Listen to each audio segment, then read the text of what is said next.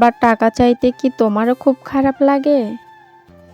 সংসারের ছোট ছোট প্রয়োজনের জন্য হলেও কি অন্যর দিকে তাকিয়ে থাকতে হয়? কিন্তু জানো কি, এখন অনেক মেয়েরা ঘরে বসে মাসে ৩০ থেকে ৪০ হাজার টাকা আয় করছে। কেউ রান্না করে, কেউ হাতে থাকা স্মার্টফোন দিয়ে, আবার কেউ ছোট ছোট ব্যবসা শুরু করে নিজের জীবন বদলে ফেলছে।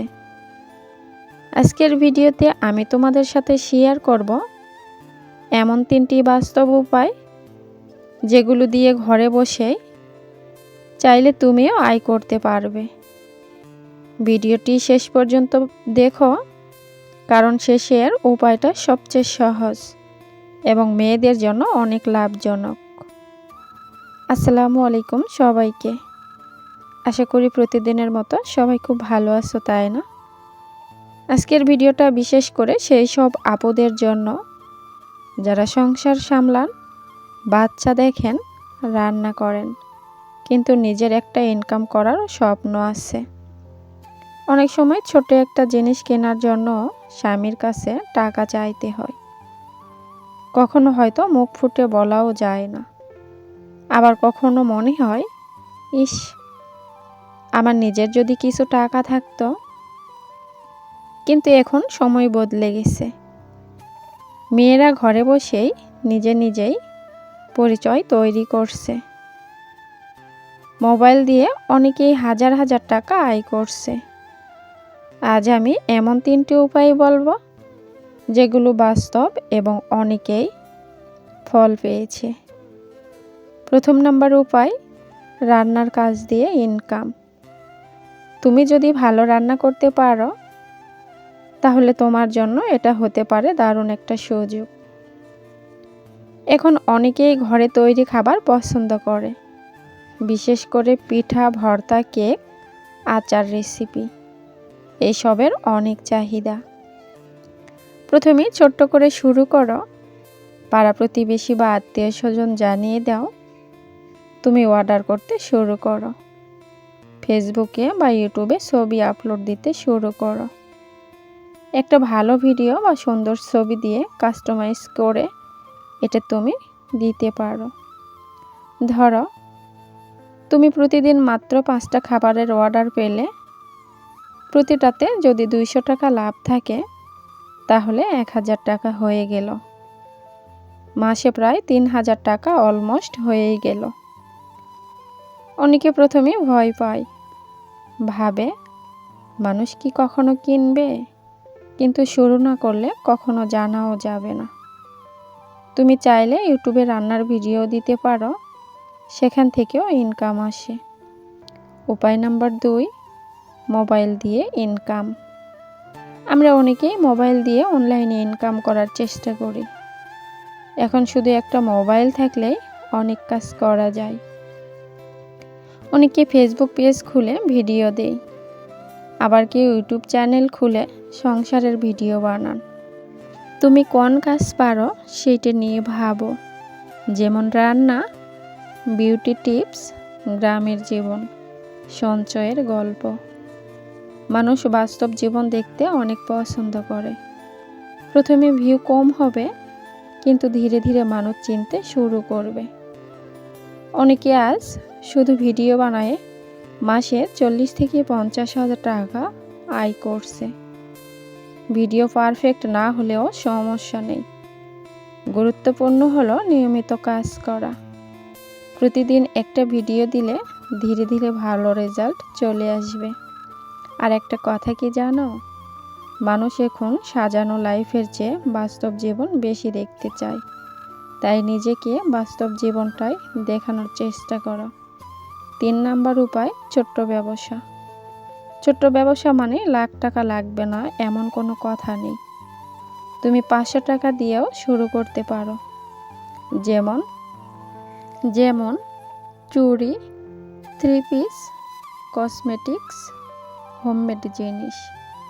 অনেকে লাইভে এসে কাপড় বিক্রি করছে, অনেকে শুধু হোয়াটসঅ্যাপে অর্ডার নিচ্ছে।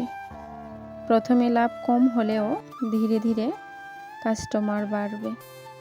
সবচেয়ে গুরুত্বপূর্ণ কি হলো জানো? বিশ্বাস। মানুষ যেন তোমার উপরে ভরসা রাখতে পারে।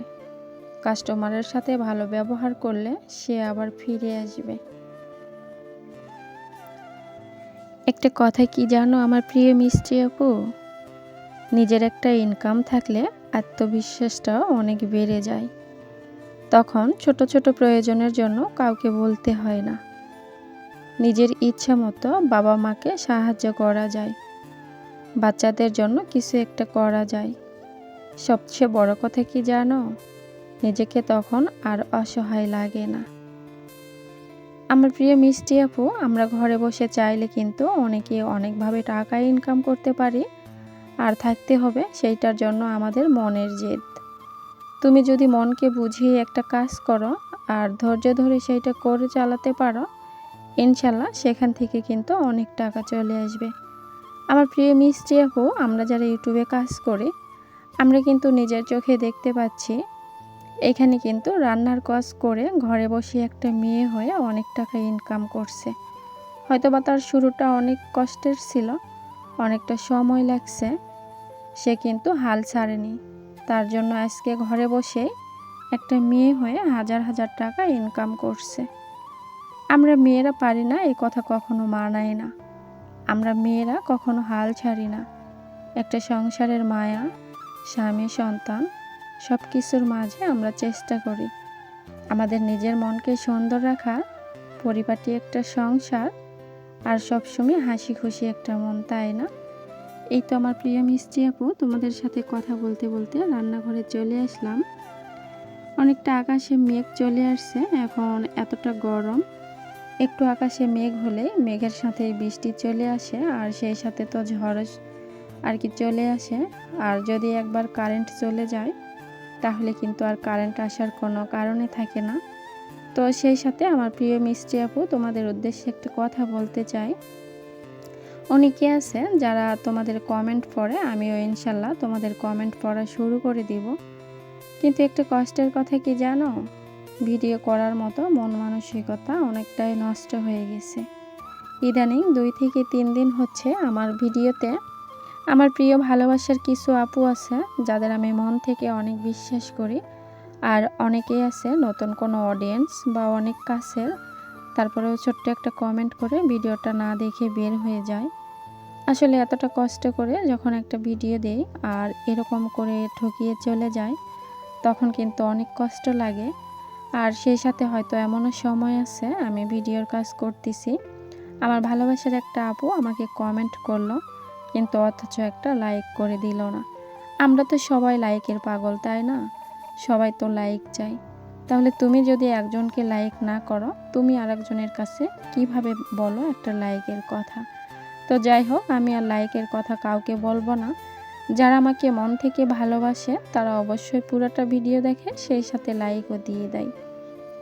তো সেই সাথে আর একটা কথা বলতে চাই, আমার প্রিয় ভালোবাসার মিষ্টি আপু, আমরা সবাই সংসারের কাজ করে আমাদের সময় কত কষ্ট করে কভার করে আমরা সবাইকে মন থেকে সময় দিচ্ছি, আর নিজেরা কাজ করতে কতটা কষ্ট হয় এটা কিন্তু আমরা সবাই বুঝি।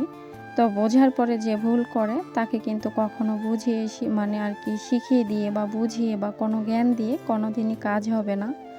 তো তোমাদের যাদের হাতে সময় থাকে তারা আমার ভিডিওটা দেখো।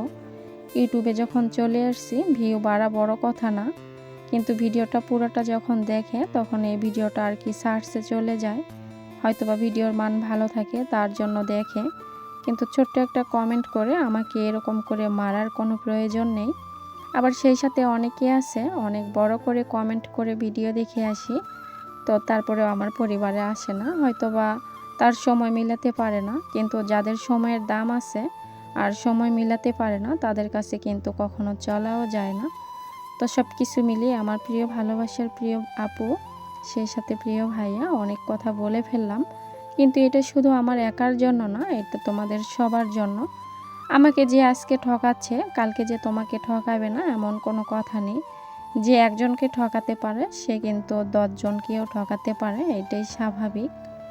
তো অনেকে আছে যেমন রিমি আপু, লিমা আপু, আরও সেই সাথে আমার নাহার আপু আছে, আরও অনেকেই আছে, আমি এতটা নাম বলবো না এক এক করে।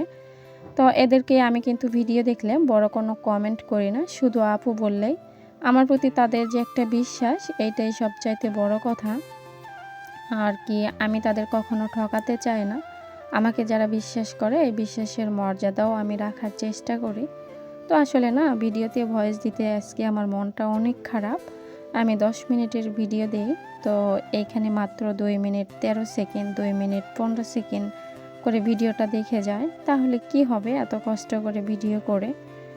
মানুষের মনটা যদি ভালো থাকে তখন কিন্তু সব কিছুই ভালো থাকে। আর এইখানে ভালো থাকার জন্য চলে আসছি, তো এইখানেও দেখি অনেকটা সুযোগের জায়গা। তো সব কিছু মিলিয়ে না মনটা অনেক খারাপ আছে। তো আজকের মতো বিদায় নিলাম। সবাই ভালো থেকো, নিজের প্রতি যত্ন নিও। আল্লাহ হাফিজ।